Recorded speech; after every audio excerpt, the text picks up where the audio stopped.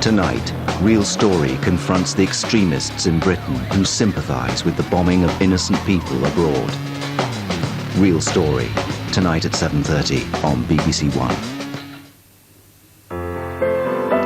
A summary of the news headlines now on BBC One with George Alagaya.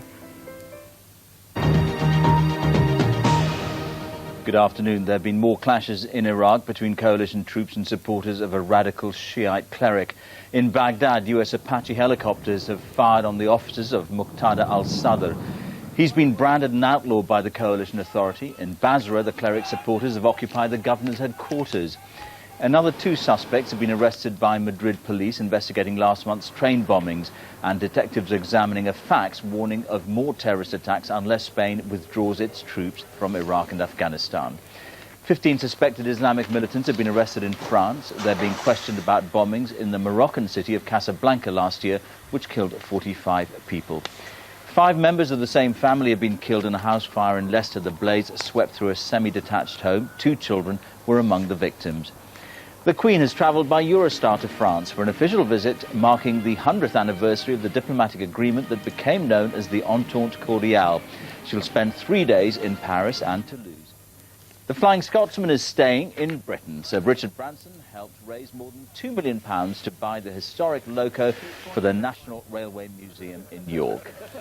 The weather, there'll be sunny spells and scattered showers in many areas, but it'll stay rather cloudy in the southwest.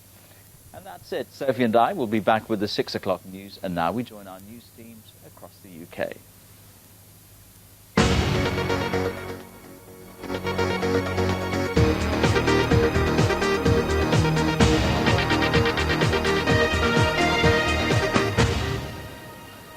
Hello, good afternoon. This is BBC London News. The Mets announced plans to put bobbies back on the beat in the capital's streets. It says they're delivering a revolution in how the city's policed. The aim is to clamp down on antisocial behaviour, and soon every single London borough will have teams of officers dedicated solely to patrolling the streets. At the Old Bailey, survivors of the Ladbroke Grove train crash have been recalling what happened to them. Statements were read out at the sentencing of Thames trains for a series of mistakes that led to the disaster. 31 people were killed in October 1999 when a Thames train collided with a Great Western Express after passing a red light near Paddington Station. A 16-year-old's appearing in court today charged with the murder of an 80-year-old man from Southall. Akbar Ali Muhammad Ali was assaulted in an underpass at a roundabout in Northolt last Friday evening. He was pronounced dead in hospital. Squatters who've occupied a townhouse in Holborn for over 30 years will officially receive the keys later today. 3 people have lived rent-free in the local authority-owned property since 1973. They applied to the courts to become the owners after Camden Council failed to evict them from the £500,000 property. One of the city's biggest banks opened its new European headquarters in Canary Wharf today. The Chancellor Gordon Brown was at the new Lehman Brothers building, which has the largest trading floor of any bank in London.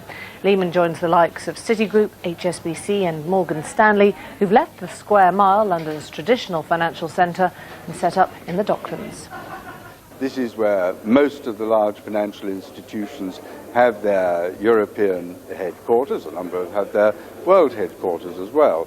It's where you've got all the skills, it's where you've got the markets, and it's the place that people want to work. I said we have 59 nationalities. People want to work in London.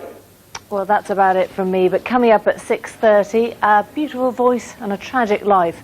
We speak to the stars of a tribute to Billie Holiday at the Barbican. That's all from us for now, but have a very good afternoon. We'll see you later. Bye-bye.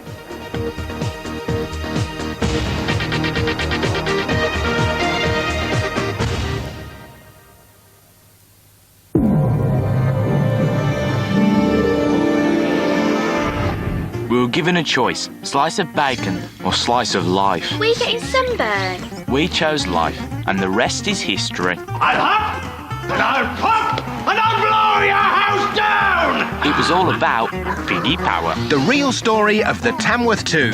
A Pig's Tale, Easter Monday at 6:30 on BBC One. Monday afternoon fun now on BBC One with CBeebies and CBBC.